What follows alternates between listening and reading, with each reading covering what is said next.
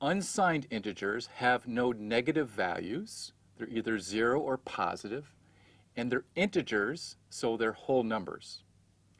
Now, before we talk about how we represent unsigned integers in a computer, let's recall the weighted positional notation that we learned for decimal numbers, for base 10 numbers. Here's an example where I have the number 329. Now, each of those positions has different weights. So the rightmost position has weight 10 to the 0, or 1. The middle position has weight 10 to the 1, or 10. And the leftmost position has weight 10 to the 2nd, or 100. So this number represents 3 times 100.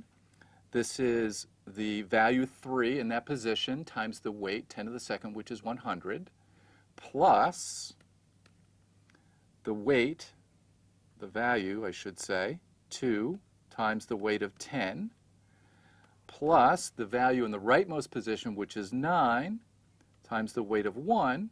So this is why we have the number 329. We use a similar weighted positional system for binary. It's similar to base 10 in terms of how it works, except now we're using base 2 instead of base 10.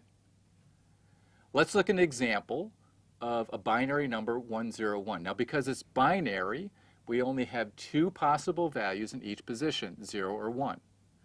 And now the weights are going to change because we're talking about base 2. So the rightmost position has weight 2 to the 0, or 1, just like in decimal. The middle position has weight 2 to the 1, or 2, and the leftmost position has weight 2 to the 2nd, or 4. So let's write out the decimal equivalent of this binary value 101. We start with the leftmost position where we have a 1, and we take that and we multiply that by the weight.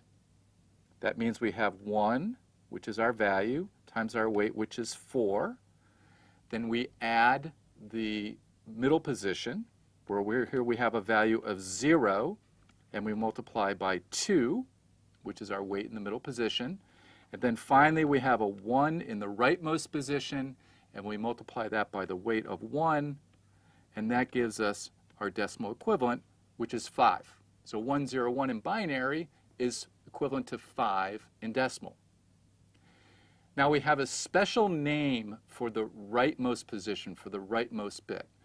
We call this the least significant bit, or LSB for short, because it has the least significance in terms of our final result. Now the leftmost position has the most significance in terms of our final result, so we have a special name for that also. We call that the most significant bit, or MSB for short. An n-bit unsigned integer represents a total of 2 to the n values. Starting from 0, we have no negative numbers here, all the way to the value 2 to the n minus 1. So for instance, if n equals 3, then we have everywhere from 0 to the value 7. Let's form a table of all of the possible values of 3 bits, and let's write out the equivalent decimal value. Let's put the weights for each position. So the leftmost position, we have a 2-bit value here, is 2 to the 2nd weight. The middle position has weight 2 to the 1. And the rightmost position has weight 2 to the 0. Now let's write out the decimal value for each of these 8 binary numbers of 3 bits. Well, the first is 0, 0, 0, which we know is 0 because we have no 1s here, so that must be 0. The next one is 0, 0, 1. Now I have only one 1, and that's in the rightmost position, which has weight 1, so this is the decimal value 1. 0, 1, 0, again, only one 1, now in the middle position of weight 2, so this is 2. 0, 1, 1, now I have 2 1s, so I have 2 plus 1, or 3. 1, 0, 0, which is 4. 1, 0, 1, which is 5.